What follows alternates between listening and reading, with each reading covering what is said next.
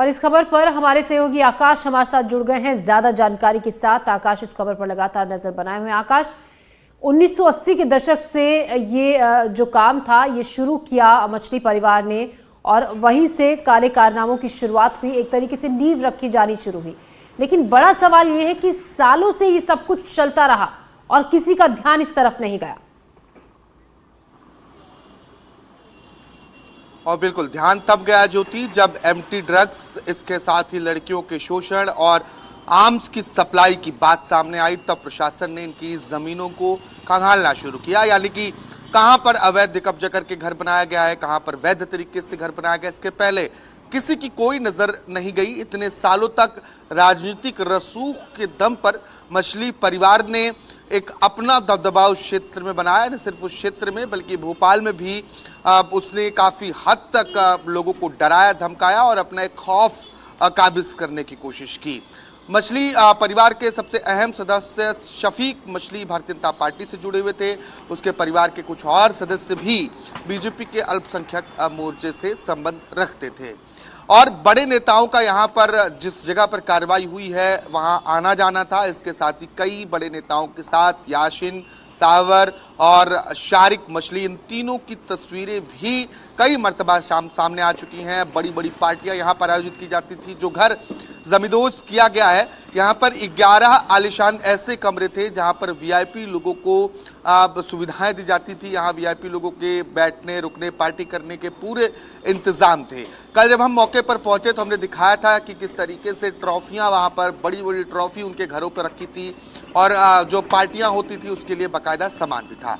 यासीन मछली इसी परिवार का सदस्य है जो डीजे बजाता था क्लब में, भोपाल के बड़े क्लबों में, और ये यासीन ड्रग्स का सप्लायर था। ड्रग्स का अवैध कारोबार भोपाल में संचालित कर रहा था और ये सिर्फ ड्रग्स का कारोबार नहीं था, यहाँ पे लड़कियों का शोषण, ब्लैकमेलिंग, लोगों को बंधक बनाकर पीटना, ये तमाम चीजें शामिल थी। इसके साथ ही हथियारों की सप्लाई भी। शावर पर पॉस्को एक्ट के तहत मामला दर्ज है। 2018 में नाबालिग के साथ दुष्कर्म का आरोप है, ब्लैकमेलिंग और जो ड्रग्स की तस्करी है, एमडी ड्रग्स की तस्करी, इसका भी आरोप है। और इन सभी आरोपों के बीच हमने सुना कि मुख्यमंत्री डॉक्टर मोहन यादव ने कहा कि जो भी इस तरीके के कारोबारी हैं उन्हें सरकार छोड़ने के मूड में नहीं है और ऐसे लोगों को पूरी तरीके से निस्तानाबूद किया जाएगा। यही वजह है कि प्रशासन ने इस मामले पर तेजी से मुस्तैदी दिखाते हुए पूरी कार्रवाई को अंजाम दिया। अब तक कुल 6 संपत्तियां हैं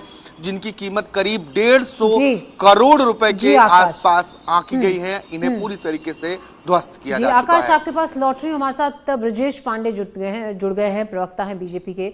ब्रजेश जी, लगातार जो सवाल खड़े हो रहे हैं, कल मछली परिवार का जो घर था, जो हवेली थी, उसको जबरदोज कर दिया गया।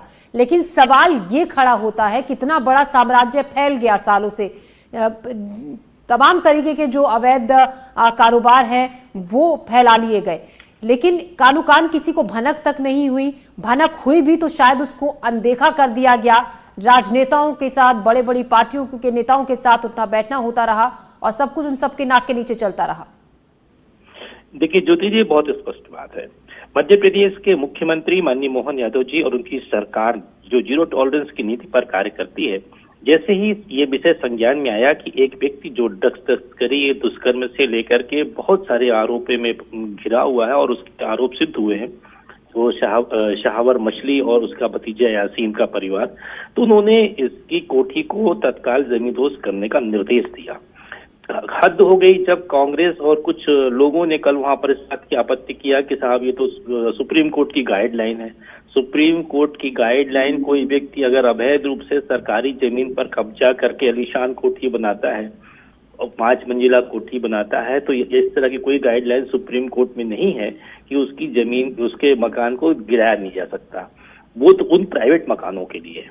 दूसरी बात, कल तो कांग्रेस बेशर्मी की सीमा पार कर दी। कांग्रेस के प्रवक्ता बार बार कह रहे थे कि इसमें बीजेपी के नेताओं के साथ फोटो। अरे फोटो तो हमारे पूर्व मंत्री कांग्रेस के पीसी शर्मा से लेके आरिफ मसूद विधायक जी के साथ भी उसकी है, जो कांग्रेस के विधायक है।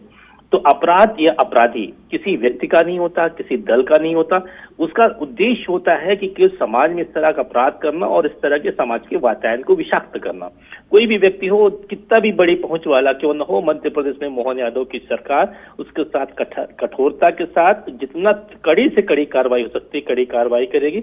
और अब तो जो धाराएं हैं बीएनएस की धाराएं, उसके तहत कम से कम 15 साल की कठोरतम सजा का सुझाव है।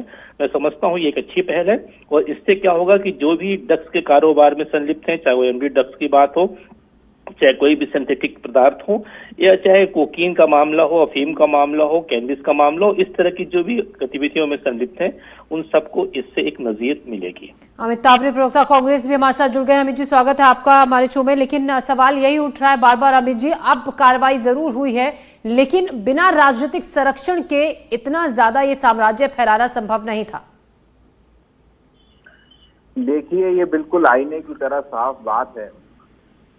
एक इनके परिवार के सदस्य ने वीडियो जारी करके कहा कि हम जनसंघ के जमाने से 3 पीढ़ियों से भारतीय जनता पार्टी की सेवा कर रहे हैं और ये भारतीय जनता पार्टी की अंदरूनी लड़ाई में हमारे साथ ये कार्रवाइयां हो रही हैं। इनके परिवार का एक सदस्य अल्पसंख्यक मोर्चे भारतीय जनता पार्टी का भोपाल जिले का अध्यक्ष था।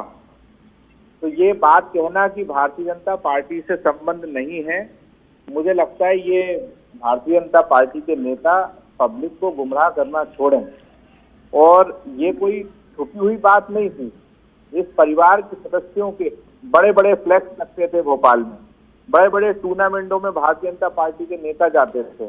और अभी मैं सुन रहा था कि कांग्रेस के नेताओं ने विरोध किया। एक नाम बता दीजिए किसने विरोध किया।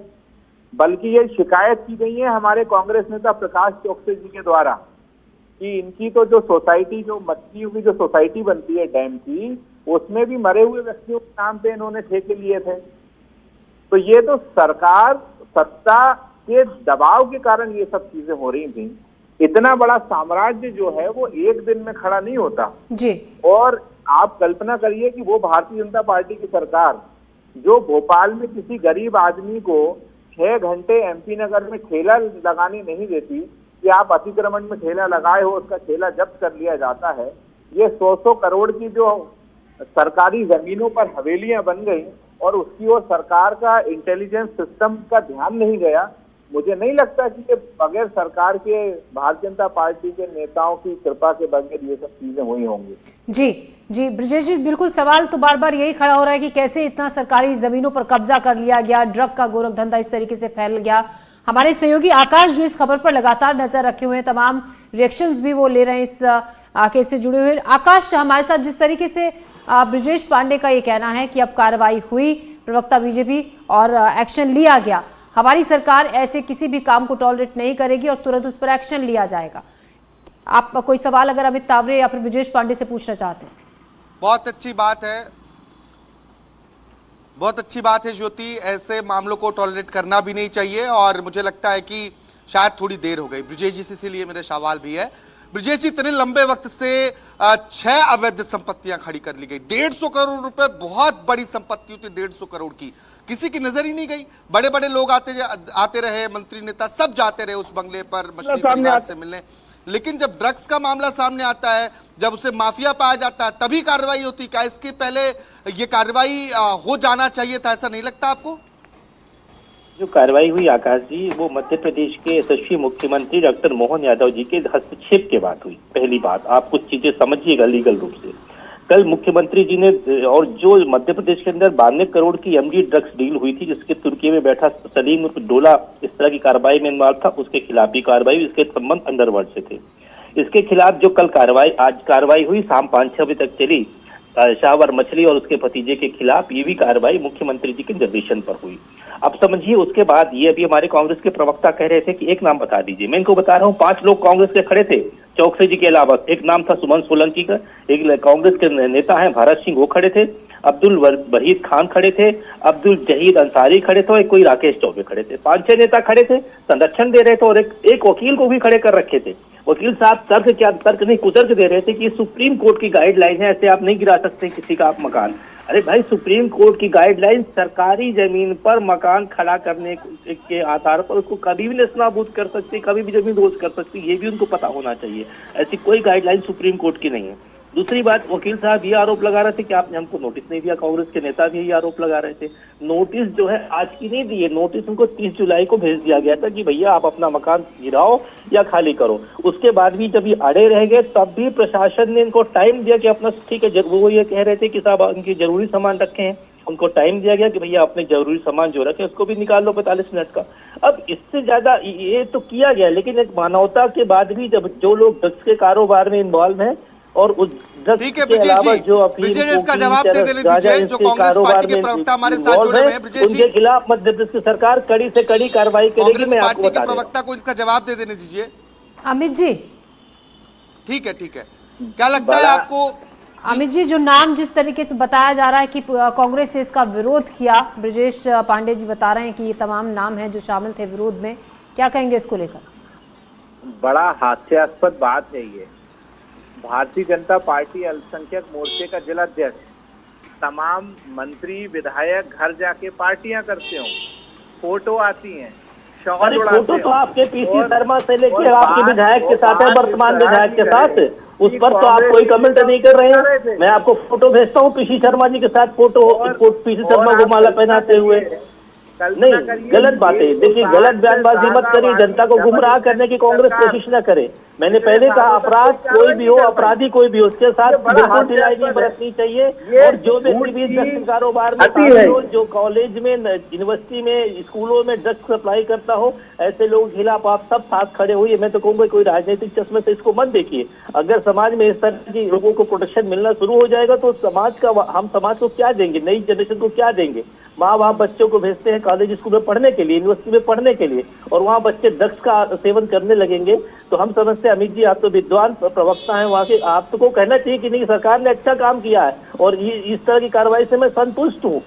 मामला जुडिशियल है, ठीक है, आगे जो होगा देखा जाएगा, लेकिन कल के उसमें हस्तक्षेप तो माननीय मुख्यमंत्री जी के हस्तक्षेप से ही हुआ ना। मुख्यमंत्री जी को जैसे बातें समझ आई उनके संज्ञान में उन्होंने त्वरित कार्रवाई किया। आप बोलिए कि हाँ अच्छा निर्णय है, उस पर हम साथ में हैं इनके, बीजेपी के।